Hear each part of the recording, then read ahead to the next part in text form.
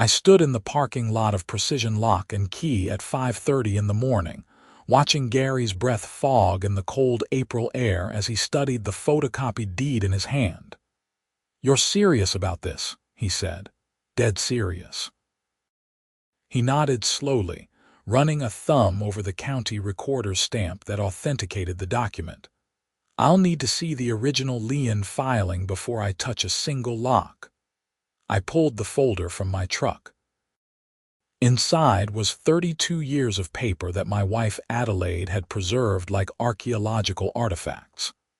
The mechanic's lien I'd filed in 1993 sat on top, never released, never satisfied, still legally enforceable according to the 3 attorneys I'd consulted over the past 2 weeks. Below it were contracts, change orders, receipts for materials, time sheets, photographs of the original construction, and a letter from the developer promising payment upon sale of the final lot. That final lot sold in 1995. I never got paid for the last phase of work.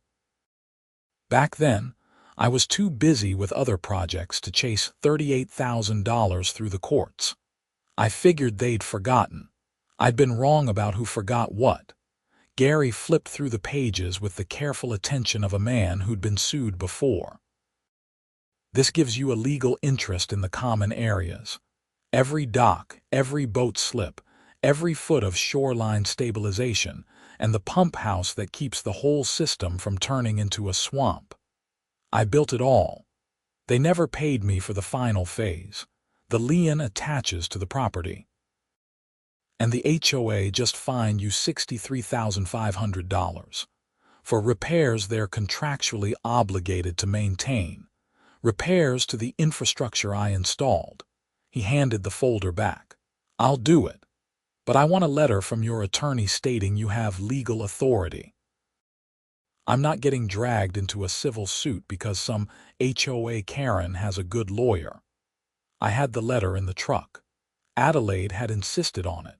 She'd insisted on many things over the past 2 weeks, and I'd learned to listen to every single one. 34 years of marriage had taught me that when my wife got that particular tone in her voice, the one that sounded like filing cabinets closing with absolute finality, I should pay attention. We drove in convoy to Clearwater Pines, the gated community on the eastern shore of Lake Hartwell in South Carolina. The gate was ornamental, always open, installed 5 years ago when the HOA board decided the development needed to look more exclusive. I'd voted against it. So had Adelaide.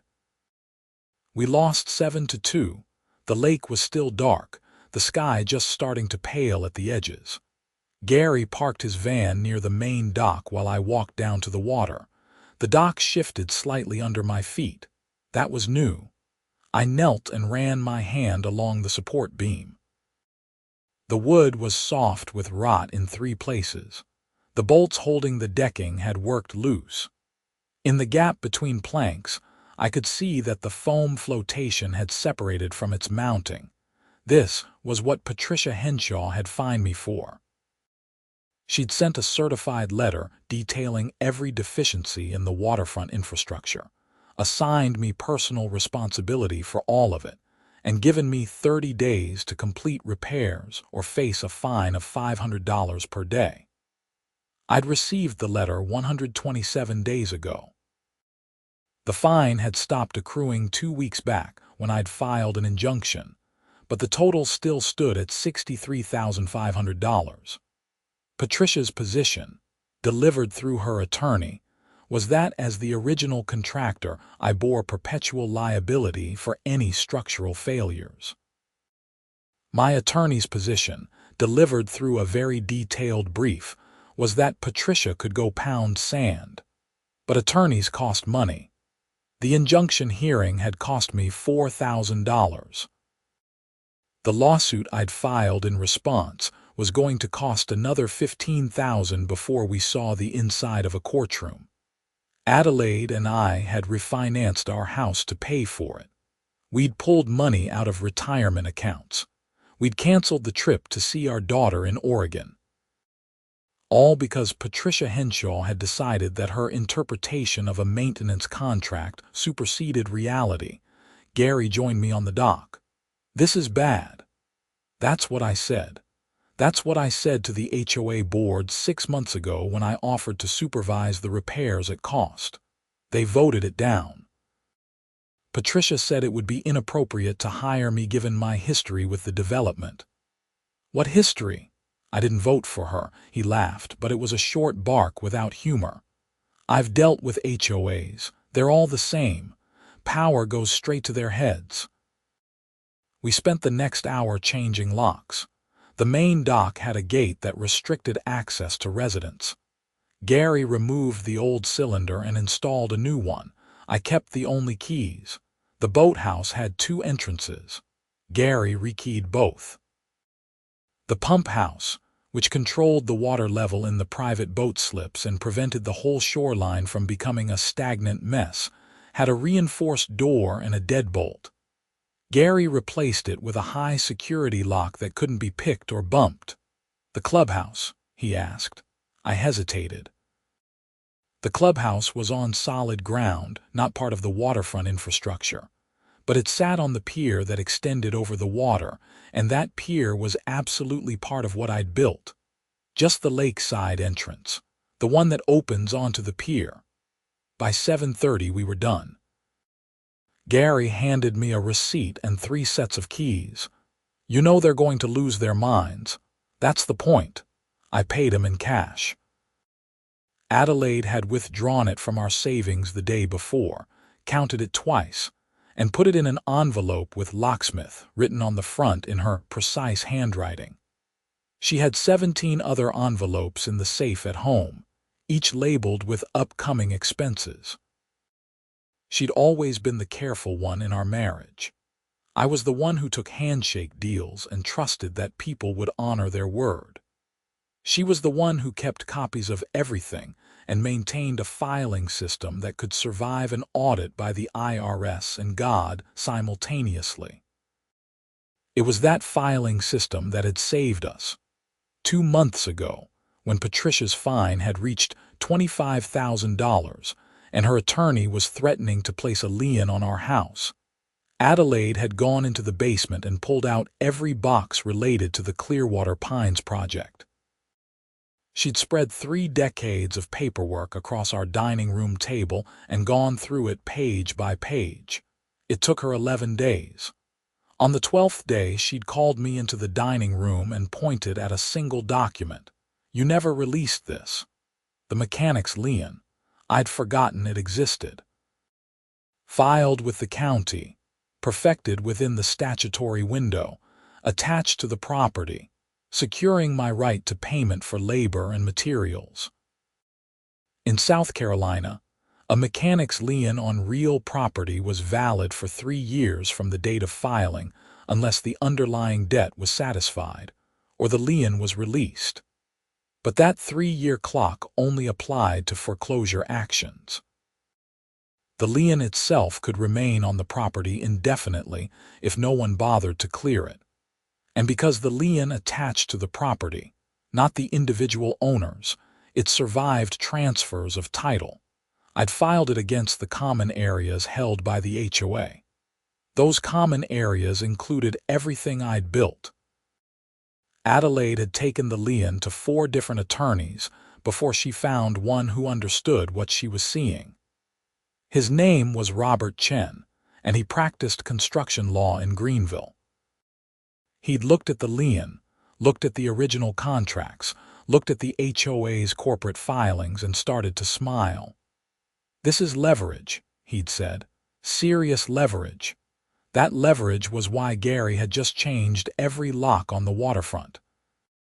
Because if the HOA wanted to claim I was responsible for maintaining the infrastructure, I was perfectly happy to accept that responsibility. All of it, including who got access. I drove home. Adelaide was in the kitchen, already dressed, already on her 2nd cup of coffee. She looked up when I walked in. "It's done, it's done." She set down her cup. "They're going to call, let them. They're going to call the police." The police will ask to see proof of ownership. We have the lien. We have Chen's opinion letter. We have everything documented." She nodded, but I could see the tension in her shoulders. Adelaide didn't like conflict. She'd spent 34 years smoothing over my rough edges, apologizing for my bluntness, making peace with neighbors I'd offended by pointing out that their fence was 6 inches over the property line, or their tree was dropping branches on our roof. She was a bookkeeper by training and temperament. She liked numbers because numbers followed rules and rules made sense. HOAs didn't make sense. They were small fiefdoms run by whoever had enough free time and appetite for power to attend every meeting and vote themselves into authority.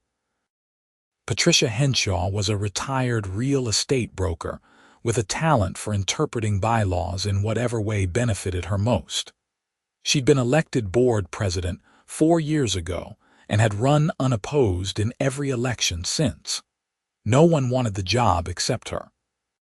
She lived in one of the lake houses, the big ones on the North Shore with private docks and boat lifts. Her husband was some kind of executive at a pharmaceutical company.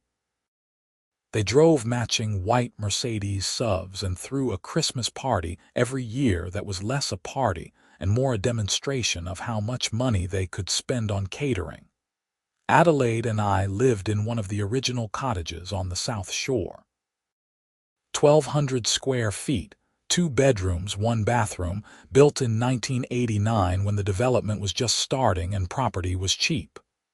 We'd bought it as a retirement project. I'd renovated it over 5 years, replacing every system, upgrading the insulation, rebuilding the deck. It was worth maybe $250,000 now. Patricia's house was worth at least $700,000. That disparity had always colored our interactions. Patricia treated the South Shore cottages as evidence that the HOA's standards weren't being properly enforced. She'd proposed amendments to the bylaws that would require all homes to maintain a minimum square footage and aesthetic consistency with the premium lakefront properties. She'd lost that vote, but barely. The phone rang at 8:15. Adelaide looked at the caller ID and handed it to me.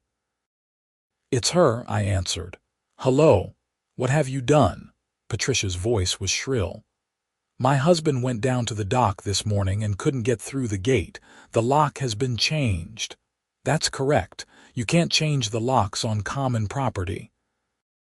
"I can if I have a legal interest in that property, which I do." There was a pause. I could hear her breathing fast and sharp. "What are you talking about?" "I'm talking about the mechanics lien I filed in 1993. It was never released. It gives me a security interest in the waterfront infrastructure. Since you've claimed I'm responsible for maintaining that infrastructure, I'm exercising my rights as a liener to control access until the underlying debt is satisfied." "That's insane. You can't lock residents out of the lake." "I just did. I'm calling the police. Feel free. Make sure they bring a copy of the property records so they can verify my claim." She hung up. Adelaide was watching me with an expression I couldn't quite read. "Was that necessary?" "Yes, she's going to make this worse." She already made it as bad as it could get. She tried to fine us more than our house is worth for repairs she's responsible for. She ignored every attempt at compromise. She hired an attorney to threaten us with a lien. So now she gets to see what an actual lien looks like. Adelaide picked up her coffee cup, set it down again without drinking. "I don't like this, I know. I don't like being the people who make enemies. We didn't make an enemy, we defended ourselves." She sighed. It was a sound I'd heard 1,000 times. The sound of my wife accepting that I was going to do what I was going to do, and she was going to have to live with the consequences. But this time was different. This time she'd been the one who found the solution. This time her obsessive record-keeping and careful filing had given us a weapon. She was as much a part of this as I was.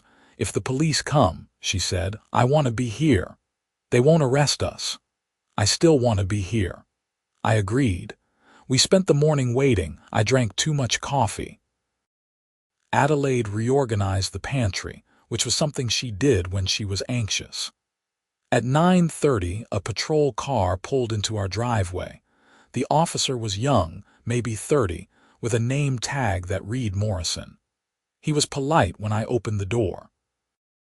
"Sir, we received a complaint about a property access issue. Are you Gabriel Garrett?" "I am." "Can you tell me what's going on with the dock locks?" I invited him in. Adelaide had already spread the documents out on the dining room table. The mechanic's lien, the contracts, the payment records. The letter from our attorney explaining the legal theory. Morrison spent 20 minutes reading through everything while Adelaide and I sat on the couch and waited. Finally, he looked up. "This is a civil matter." "That's what I told Mrs. Henshaw. She seems to think you're preventing residents from accessing their property." "I'm securing property I have a legal interest in until a debt is satisfied. The residents are free to satisfy the debt." Morrison looked uncomfortable. "Sir, I can't give you legal advice, but I can tell you that if people start complaining about being unable to use amenities they pay HOA fees for, this is going to escalate. Let it escalate. I've got 63,000 reasons to not back down." He nodded slowly. "I'll file a report stating this is a civil dispute, but I'd recommend you and the HOA work this out before it gets uglier." After he left, Adelaide made sandwiches neither of us wanted. We ate them anyway because it was noon and eating at noon was what you did. The phone rang 6 more times. We didn't answer. At 2 o'clock, someone knocked on the door hard enough to rattle the frame. I looked through the window. Patricia stood on the porch flanked by 2 other board members, Kenneth Barnes and Deanne Wu. I opened the door. "You need to unlock those facilities immediately," Patricia said. Her face was flushed, her voice tight with anger. "This is theft. This is destruction of property. This is enforcement of a legal property interest," I said. "You should have your attorney explain it to you." "My attorney says you're bluffing." "Then your attorney is wrong. Call Robert Chen if you want a second opinion. He'll walk you through exactly how a mechanic's lien works." Kenneth, who was a retired dentist and the least objectionable member of the board, cleared his throat. "Gabriel, we can work this out. Tell us what you want." "I want the $63,500 fine rescinded. I want a written acknowledgement that the HOA is responsible for waterfront maintenance, and I want reimbursement for my legal fees." "That's almost $80,000, Deanne said. She taught economics at a community college and usually voted against Patricia's more aggressive proposals, but she'd gone along with the fine. "The HOA doesn't have that kind of money in reserves. Then you'll need to levy a special assessment. Or Patricia can pay it herself since this was her idea." Patricia's face went a deeper shade of red. "You can't hold the entire community hostage. Watch me. We'll sue you. Get in line." They left. Adelaide had been standing behind me the whole time. When I closed the door, she said, "80,000 is more than the original debt. Legal fees aren't cheap. Do you really think they'll pay?" "I think they'll try everything else first, but eventually they'll pay." I was right. Over the next 3 days, I received 2 cease and desist letters from HOA attorneys, 1 demand letter threatening criminal charges, and a notice of an emergency HOA meeting to discuss the situation. The meeting was scheduled for Saturday at the clubhouse. I wasn't invited, but the notice was posted on the community board, and Adelaide saw it during her morning walk. Saturday morning, I went down to the lake. A small crowd had gathered at the locked gate to the main dock. I recognized most of them. Jim Torres, who lived 2 streets over and kept a fishing boat in one of the slips. Margaret and David Song, who had a pontoon boat they took out every weekend. Brenda Walsh, who didn't own a boat but liked to sit on the dock and raid. They looked angry. Not at me specifically, but angry. Jim saw me first. "Gabriel, what the hell is going on? I can't get to my boat." "Take it up with Patricia. She's the one who decided to fine me $63,000 for repairs the HOA is supposed to handle." "So you locked everyone out?" "I secured property I have a legal interest in." "That's our dock too," Margaret said. "We pay HOA fees to use it. And I paid $38,000 to build it and never got compensated. So until that debt is satisfied, the dock stays locked." David shook his head. "This is crazy. You're punishing all of us because of a dispute with the board." "I tried to resolve this reasonably. I offered to do the repairs at cost. I offered to negotiate a payment plan for the original debt. Patricia rejected everything and imposed a fine that would bankrupt me. So now we do it this way." Brenda, who was older than the rest of us and had lived in Clearwater Pines since the beginning, spoke quietly. "Gabriel built everything down here. The docks, the pump house, the shoreline stabilization. He did good work. The developer was supposed to pay him and didn't. I remember when that happened. Most of you weren't living here yet." "That doesn't give him the right to lock us out," Jim said. "Actually it does," Brenda replied. "A mechanic's lien gives him a security interest. I looked it up. He can restrict access until he's paid." The crowd muttered. No one seemed happy with that answer, but no one had a legal rebuttal. They drifted away slowly. I stayed and watched the water. The lake was beautiful in the morning, mist rising off the surface, birds working the shallows. This was why we'd bought the cottage, for mornings like this. The emergency HOA meeting started at 10. I walked up to the clubhouse at 9:55. The main entrance was unlocked, so I went in. The meeting room was packed. 70 or 80 residents filled the chairs and lined the walls. Patricia was at the front table with the other board members. She saw me and stood up. "This is a closed meeting. HOA meetings are required to be open to all residents per your own bylaws. Section 7, paragraph 3, her jaw clenched. You're not welcome here." "I don't need to be welcome. I need to be allowed to attend." Kenneth spoke up. "Let him stay. We're not going to resolve this by violating our own rules." I sat in the back. Adelaide slipped in a moment later and sat beside me. She'd insisted on coming even though I'd told her it would be unpleasant. She'd given me that look, the one that meant she'd made up her mind and further argument was pointless. Patricia called the meeting to order. She spent 5 minutes summarizing the situation, carefully framing it as though I'd woken up one morning and decided to attack the community out of spite. She didn't mention the fine. She didn't mention the original unpaid debt. She didn't mention that I'd offered multiple compromises. When she finished, hands went up around the room. Jim Torres was recognized first. "Why did we fine Gabriel in the first place?" I looked at the waterfront. "It needs work. But isn't that our responsibility?" "The board determined that Mr. Garrett, as the original contractor, bears liability for structural deficiencies," Patricia said. "Based on what?" Brenda Walsh was standing now. "I read the contracts. Adelaide brought copies to my house yesterday. The HOA assumed maintenance responsibility when the developer turned over the common areas. That's standard." Patricia's expression tightened.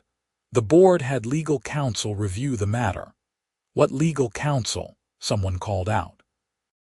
"Our attorney, Richard Voss, provided an opinion." "Can we see that opinion?" David Song asked. "It's privileged." The room erupted. People were shouting over each other. Patricia banged a gavel until the noise subsided. She looked rattled. Kenneth was whispering to her. Deanne was staring at the table. When order was restored, Margaret Song stood. "I want to make a motion.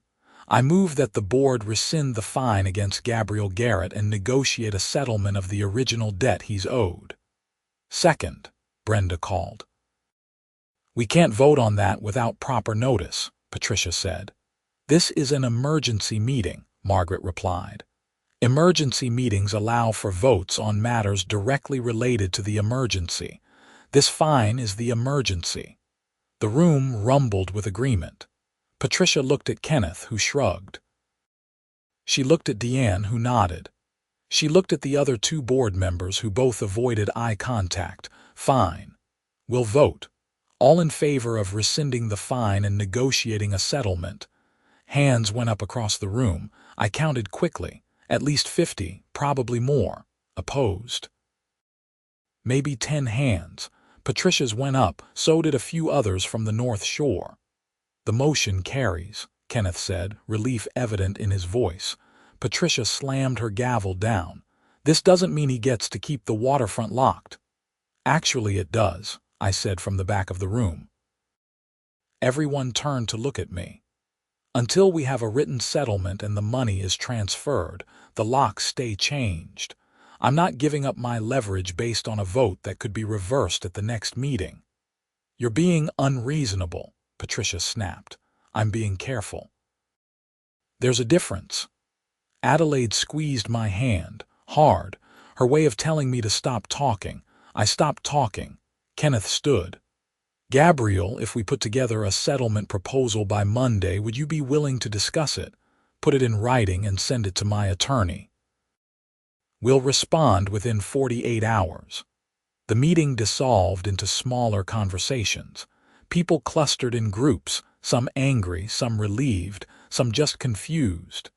Patricia was surrounded by North Shore residents, all of them talking at once. Adelaide and I left through the side door. Walking back to the cottage, she said, that went better than I expected.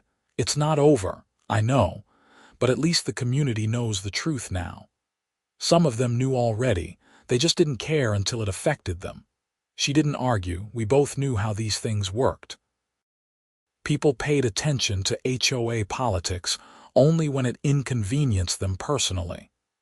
The rest of the time they ignored the board meetings and complained when decisions went badly. Sunday was quiet. We went to church, came home, worked in the garden. Adelaide made chicken for dinner. We ate on the deck and watched the sun set over the lake. No one called, no one knocked on the door. It felt like the calm before something worse.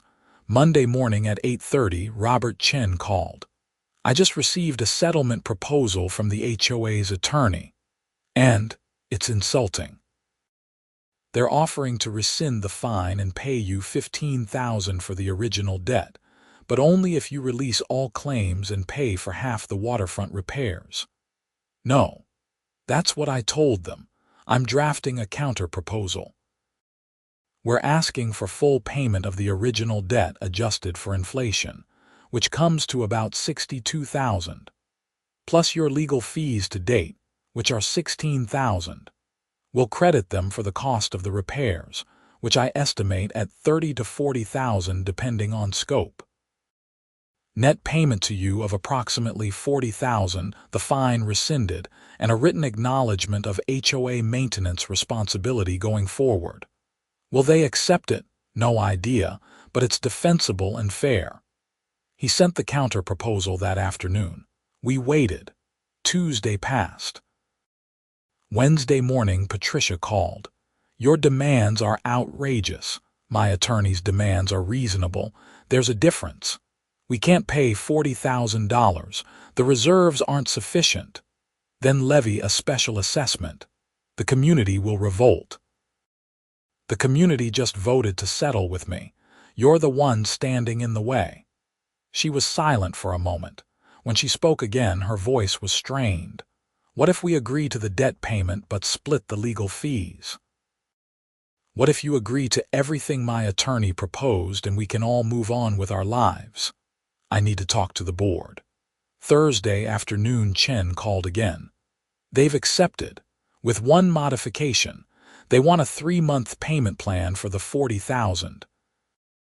$10,000 up front, then $10,000 per month for 3 months. I thought about it. Thought about my refinanced mortgage, thought about the retirement money we'd pulled out, thought about the trip to Oregon we'd canceled. No, full payment within 30 days. They can finance it however they want, but I'm not carrying their debt. I'll tell them. Friday morning we had an agreement. Full payment within 30 days. Fine rescinded immediately. Written acknowledgement of HOA maintenance responsibilities. Mutual release of all claims. Chen emailed me the settlement agreement. I read it twice, then gave it to Adelaide. She read it 3 times, making notes in the margins. "This is good," she finally said. "It's everything we asked for." "You don't sound happy." "I'm relieved. That's different from happy." I understood. We'd won, but winning had cost us. Money, stress, time, peace of mind. Relationships with neighbors who'd sided with Patricia. The comfortable anonymity we'd enjoyed before this whole mess started. I signed the agreement. Adelaide signed as a witness. I scanned it and emailed it back to Chen. He filed it with the court that afternoon. Saturday morning I met Patricia at the clubhouse. Chen was with me. Patricia had brought her attorney, Richard Voss, who was a short man in an expensive suit with the demeanor of someone who'd lost an argument he'd been certain he'd win. The 4 of us sat at a table on the veranda overlooking the lake. Chen distributed copies of the settlement agreement. "Everything's in order. The HOA will transfer funds within 30 days. Mr. Garrett will return access to the waterfront facilities upon receipt of the initial $10,000 payment and execution of this agreement." "We agreed to full payment in 30 days, I said. "Not a payment plan." Chen gave me a look. "They've requested to make the first payment today to unlock the facilities, with the balance due within 30 days. It's a reasonable accommodation." I wanted to argue, wanted to make Patricia wait, wanted to hold onto the leverage for another month. But Adelaide had told me this morning that I needed to let it go, that we'd achieved what we set out to achieve, that dragging it out further would only make us the bad guys in a story where we'd been victims. Fine. 10,000 today. Balance in 30 days. But if they miss the deadline, the locks go back on and the deal is void. Voss nodded. Agreed. Patricia was staring at the lake. She hadn't said a word since we sat down. She looked diminished somehow. Smaller. The confidence and authority she usually projected had drained away. Kenneth Barnes and Diane Wu were inside the clubhouse, watching through the windows. The rest of the board had declined to attend. Voss produced a cashier's check for $10,000. Chen verified it, then handed me the keys I'd received from Gary the locksmith. I passed them to Patricia. "The locks are keyed alike," I said. "One key opens everything. I'd recommend you have them rekeyed again so residents can't make unauthorized copies." She took the keys without looking at me. Her hand was shaking slightly. Voss put a hand on her shoulder. "Patricia, we need you to sign the agreement." She signed. Her signature was a scrawl, nothing like the precise script she usually used on HOA documents. Chen and Voss signed as witnesses. I signed last. It was done. We sat there for a moment in silence. The lake was bright with morning sun. A boat cut across the water in the distance, trailing a wake that caught the light. This was what we'd fought for. Access to this. The right to exist in this place without being crushed under the weight of someone else's need for control. Patricia stood abruptly. "I'm resigning from the board." Voss looked up. "Patricia, that's not necessary." "Yes, it is. This was my mistake. I pushed too hard. I cost the HOA $40,000 and turned the community against each other. I'm done." She walked away before anyone could respond. Voss gathered his papers and followed her. Chen and I sat alone on the veranda. "That was unexpected," he said. "I'll believe it when I see the resignation letter. But she did resign. Kenneth Barnes called me Monday afternoon to tell me that Patricia had submitted her resignation effective immediately." The board had accepted it and appointed Diane Wu as interim president. An election would be held in 60 days. I wanted to apologize, Kenneth said. I should have pushed back harder when Patricia proposed that fine. I knew it was excessive. I just didn't want the conflict. Water under the bridge.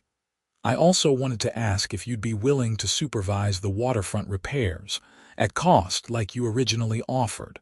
I told him I'd think about it. Adelaide thought I should say no. She thought we should take the settlement money, pay down the mortgage, and distance ourselves from HOA politics. But I'd built that waterfront. I knew every beam and bolt. The idea of someone else doing shoddy work bothered me more than I wanted to admit. A week later, I agreed to supervise the repairs. We started in May. I hired a crew from Greenville, guys I'd worked with on other projects who knew what they were doing. We replaced the rotten dock sections, reinforced the support beams, upgraded the flotation system. We rebuilt the boathouse roof and repaired the pump house foundation. The work took 6 weeks.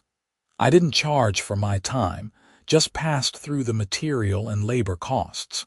It came to $31,000, which was less than the HOA had budgeted. The full settlement payment arrived on time. $40,000 minus the $10,000 already paid. I deposited the check, then wrote one to Chen for his fees. Adelaide and I sat at the dining room table with our bank statements and calculator. After legal fees and the locksmith and paying back the retirement account, we're up about $8,000, she said. Plus we don't owe $63,500 anymore. There's that. She looked tired. The stress had aged her. I'd noticed new lines around her eyes, gray in her hair that hadn't been there 6 months ago. We'd been married 34 years. We'd raised a daughter, buried both our parents, survived my heart attack and her bout with breast cancer. We'd built a life together based on mutual respect and the understanding that my impulses needed her caution to avoid disaster. "I'm sorry," I said. "For what? For dragging you through this." She reached across the table and took my hand. "You didn't drag me. I found that Leon, remember? I made this happen as much as you did. You kept us organized. I just got angry. Sometimes anger is the right response. Patricia was trying to destroy us. You fought back. I'm proud of you for that. We used the $8,000 to book a trip to Oregon. 2 weeks in September visiting our daughter and her family. Adelaide bought the tickets that afternoon. We flew out the day after Labor Day. Oregon was beautiful, cool and green and wet. Our daughter Amy lived in Bend with her husband Marcus and their 2 kids. We spent the days hiking and the evenings cooking dinner together. Nobody mentioned the HOA. Nobody mentioned the lawsuit. We just existed in the present, watching our grandchildren play and feeling grateful for the chance to be there. When we got back to South Carolina in late September, the waterfront repairs were finished. The docks were solid. The pump house hummed efficiently. Residents were using the facilities again without complaint. Diane Wu had been elected permanent board president. She ran unopposed. October brought cooler weather and falling leaves. Adelaide and I spent our weekends clearing the garden and preparing the cottage for winter. We decided to stay, not because we loved the HOA or the community politics, but because this was our home. We'd put too much work into it to let someone else drive us out. Patricia and her husband moved in November. Kenneth told me they'd bought a condo in Charleston. Someone from Atlanta purchased their house, a young couple with 2 small children. They were nice enough, kept to themselves. Didn't attend board meetings. I ran into Patricia one last time before she left. It was a Saturday morning at the grocery store in town. We ended up in the same checkout line. She saw me and almost turned away, but then she stopped. "Gabriel, Patricia." I wanted to say I'm sorry. For everything, I was wrong. I didn't know what to say to that. She tried to bankrupt me. She'd used her position to bully and threaten. An apology didn't undo any of it, but she looked genuinely remorseful, diminished, defeated.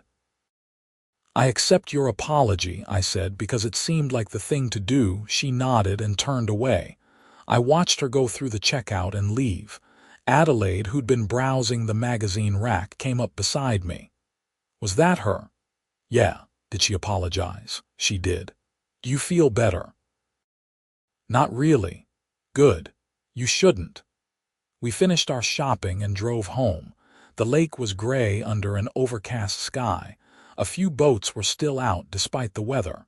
I could see someone fishing off the main dock, using the gate I'd locked for those 3 tense days in April. The locks had been changed again, keyed to match the rest of the community access points. My leverage was gone. The settlement was complete. Life had returned to normal, or as normal as it got in an HOA-governed community. December brought the annual holiday party. Deanne Wu hosted it at the clubhouse. It was smaller than Patricia's extravagant affairs, but warmer somehow. People actually talked to each other instead of networking and posturing. Adelaide made cookies. I brought beer. We stayed for an hour and left when the crowd got too loud. Walking home, Adelaide slipped her arm through mine. "Are you happy?" "Happy enough. That's not an answer. I'm satisfied. We fought. We won. We survived. I kept thinking we'd lose everything, the house, our savings, each other. But we didn't. But we could have." I stopped walking and turned to face her. The Christmas lights on the cottages around us cast colored shadows on the snow that had started to fall. "We didn't lose because you kept records, because you found that lien, because you were careful and thorough and smarter than all of them combined." She smiled. It was a small, tired smile. "We made a good team. We always do." We walked the rest of the way home in silence. The cottage was warm when we got inside. Adelaide made hot chocolate while I built a fire. We sat on the couch and watched the flames and didn't talk about HOAs or lawsuits or anything else that had consumed our lives for the past 8 months. January brought a new year and a new board structure. Deanne Wu pushed through bylaw amendments that limited board terms and required financial transparency. No one could serve as president for more than 3 consecutive years. All expenditures over $5,000 required community approval. Fines could only be imposed after a hearing where the accused resident could present evidence and call witnesses. The amendments passed with 78% support. I voted yes. So did Adelaide. So did most of the community, because everyone had learned the same lesson. Unchecked authority in an HOA was dangerous. The people who wanted that authority most were usually the ones who should never have it. February was quiet. March brought warming weather and the first boats back on the water. April marked 1 year since I'd changed those locks. Adelaide and I went down to the dock on the anniversary, not to make a statement, just to see how the repairs had held up. Everything was solid. The wood was sound. The flotation was secure. The gate swung smoothly on its hinges. I'd done good work all those years ago. It had lasted 3 decades. It would probably last 3 more. We stood at the end of the dock and watched the sunset. The sky turned orange and pink and purple. The water reflected it all back. This was what I'd built, not just infrastructure. A place where people could come and watch the sunset and feel like they were part of something larger than themselves. "You regret it?" Adelaide asked. "Regret what?" "Fighting them. We could have just walked away, sold the cottage, moved somewhere without an HOA. I thought about it. Thought about the stress and the money and the sleepless nights. Thought about standing in that parking lot at dawn watching a locksmith change cylinders while my hands shook with adrenaline and fear. Thought about the moment in our dining room when Adelaide had pointed at that lien and said, "You never release this," and suddenly we'd had hope again. "No," I said. I don't regret it. Why not? Because they were wrong. And sometimes you have to fight when people are wrong, even if it costs you, especially if it costs you. Otherwise, wrong becomes normal and the bullies always win. She leaned her head on my shoulder. We stayed there until the sun was gone and the first stars appeared. Then we walked home together the way we'd done for 35 years, the way we'd do for however many years we had left. The cottage lights were on when we got there. Warm and welcoming. Home, worth fighting for, worth protecting, worth the price we'd paid. Inside, Adelaide made dinner while I went through the mail. There was a letter from the HOA. I opened it carefully. It was a notice about the summer dock maintenance schedule, routine work, inspection, and minor repairs. I was listed as the volunteer supervisor if I was willing. I was willing. I signed my name at the bottom of the form and set it aside to mail back. Adelaide saw it and smiled. You can't help yourself, can you? Help myself with what? Staying involved, even after everything. Someone has to do it. Might as well be someone who knows what they're doing. She didn't argue. She knew me too well. Knew that I couldn't walk away from something I'd built, even when walking away would be easier. Knew that I took pride in work done right and maintained properly. Knew that the cottage and the lake and the community, for all its flaws, mattered to me. We ate dinner on the deck. The air was cool but not cold. Spring was arriving in fits and starts. The trees around the lake were beginning to bud. In a few weeks, everything would be green again. The dock would be busy with boats. Kids would swim in the roped-off area near the shore. Life would continue the way it always had. May brought the annual HOA meeting. I attended. So did Adelaide. Diane Wu presented the budget. Kenneth Barnes reported on maintenance issues. Everything was routine. Everything was normal. When the floor opened for community comments, no one spoke. There was nothing to complain about. Afterward, Deanne pulled me aside. I wanted to thank you for the work you did last year, both the repairs and the fight with Patricia. You showed the rest of us that we couldn't just ignore the board and hope things worked out. I didn't have much choice. Yes, you did. You could have sold and left. A lot of people would have. This is my home. Exactly, and you fought for it. That matters. She walked away before I could respond. Adelaide took my hand. You're a hero. I'm not a hero. I'm a guy who didn't want to pay a fine I didn't owe. You're a guy who stood up to a bully. That makes you a hero in my book. We drove home. The lake was blue and calm. The dock was full of boats. People were everywhere, fishing and swimming and just enjoying the water. This was the vision the original developer had sold. A community built around natural beauty. A place where people could escape the noise and stress of modern life. It had almost been ruined by bad governance and petty tyranny. But it hadn't been. It had survived. We'd survived. June was hot. July was hotter. We spent most of our time indoors with the air conditioning running. Adelaide read books. I worked on small projects around the cottage. We'd achieved a kind of peace. Not the peace of people who'd never been tested. The peace of people who'd been through fire and come out intact. August brought our daughter and her family for a visit. They stayed for a week. The grandkids loved the lake. We took them out on a rented pontoon boat. We taught them to fish. We made s'mores over the fire pit. It was everything we'd imagined when we'd bought the cottage 36 years ago. On the last night of their visit, Amy and I sat on the dock after everyone else had gone to bed. The moon was full, reflected in the water. She'd been quiet all week, not unhappy, just thoughtful. Finally, she spoke. Mom told me what happened last year with the HOA. Did she? She said you almost lost everything. We came close. She said she'd never been more scared or more proud. I didn't know what to say to that. Adelaide rarely talked about her emotions openly. She felt them deeply but expressed them through actions. through filing systems and careful planning and making sure we had what we needed when we needed it. Your mother is the toughest person I know, I said. She says that about you. We're both tough. That's how we've lasted this long. Amy was quiet for a moment. Then she said, I'm glad you fought. I'm glad you didn't just give up, me too. But promise me something. What? Promise me you'll walk away if it ever gets that bad again. The cottage isn't worth your health or your marriage or your happiness. I promised, even though I wasn't sure I meant it.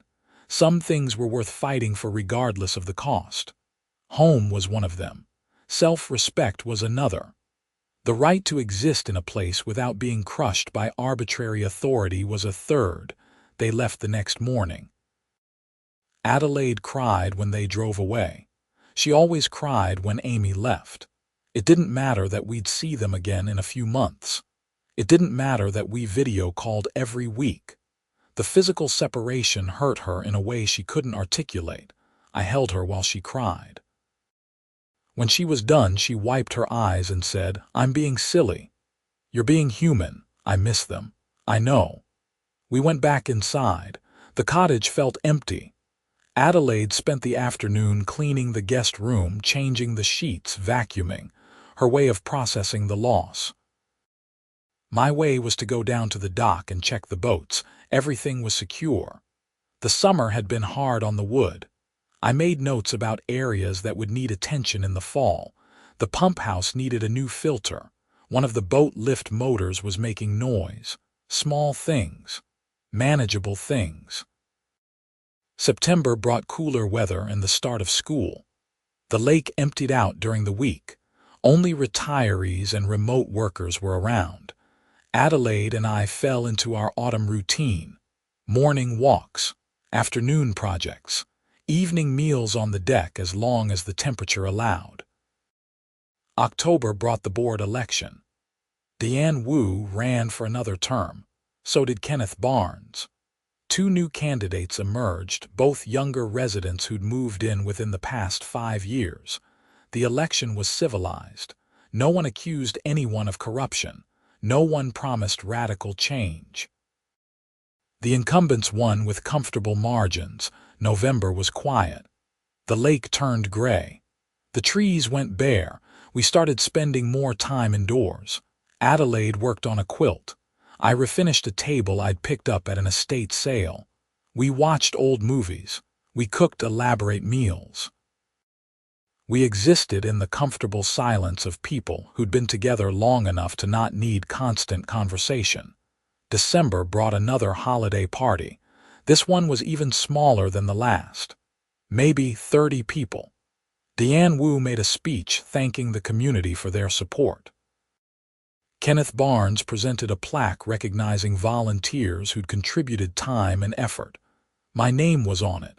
So was Adelaide's. We hung the plaque in the hallway.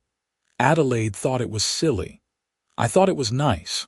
A recognition that we'd done something that mattered. That we'd fought and won and made the community better in the process. January marked 2 years since Patricia had resigned. 2 years since the settlement. 2 years since I'd stood in a parking lot at dawn and decided to fight back. The cottage was paid off now. The legal fees were a memory. Our retirement accounts were rebuilt. We'd survived. February brought a letter from Patricia. It was forwarded from her old address. The handwriting on the envelope was shaky. I opened it carefully. Inside was a single page.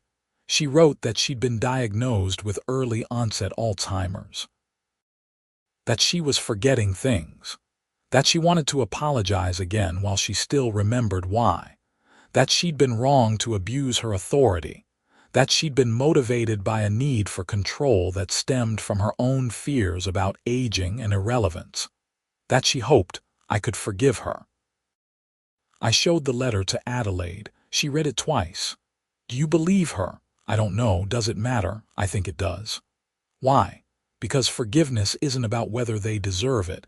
It's about whether you want to carry the anger. I thought about that. Thought about the year I'd spent angry. The months of stress and fear. The way it had consumed me, the way it had nearly destroyed us. I didn't want to carry that anymore. I wrote back, told her I forgave her, told her I hoped she was getting good care. Told her that life in Clearwater Pines had improved since she left, that the community was stronger, that the waterfront she tried to use as a weapon was thriving. I never heard back. I didn't expect to. But writing the letter felt like closing a chapter, moving past the anger. Accepting that people were complicated and flawed and sometimes did terrible things for reasons that made sense only to them. March brought the first warm days of spring. Adelaide and I went down to the dock. The ice had melted. The water was starting to wake up. In a few weeks the boats would come back. The cycle would start again. We stood there holding hands, watching the morning light spread across the lake. This was what we'd fought for, not the property or the money or the principle. Just this. The ability to stand in a place we loved and feel at peace. No regrets, Adelaide asked. No regrets. Good. We walked home slowly. The cottage looked good in the morning light. The paint was fresh. The deck was solid. The garden was starting to show green. Everything we'd built and maintained and fought to keep. Inside, Adelaide made coffee. I started breakfast. The rhythm of our life together, comfortable, predictable, hard-won. The phone rang. It was Deanne Wu. Gabriel, I wanted to let you know we're planning the summer maintenance schedule. Are you still willing to supervise? I am. Good, I'll send over the details. She hung up. Adelaide looked at me over her coffee cup. You're never going to retire from this, are you? Probably not. I figured. We finished breakfast. The day stretched ahead. Full of small tasks and quiet moments. Full of the ordinary business of living. It wasn't dramatic. It wasn't exciting. It was just life, our life. Exactly what we'd fought to protect, and it was enough. Years would pass. The lake would change. New residents would move in. Old ones would leave. The HOA would face new challenges. But the foundation we'd helped establish, the principle that authority required accountability, would remain. Not because of any plaque or recognition, but because we'd stood up when it mattered. Because Adelaide had kept records that saved us. Because I'd refused to back down when backing down would have been easier. The cottage would stand. The docks would hold. The community would continue.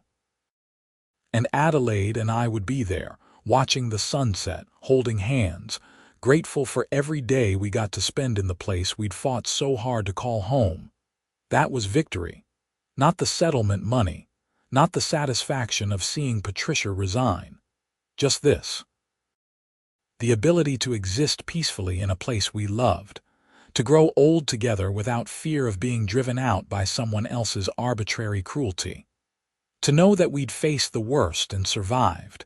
The lake sparkled in the morning sun. A boat cut across the water. Birds worked the shallows. Everything as it should be. Everything worth protecting. Everything we'd sacrificed to keep. Adelaide squeezed my hand. I squeezed back. Words weren't necessary. We both understood. This was home. This was peace. This was what winning looked like, and it was more than enough.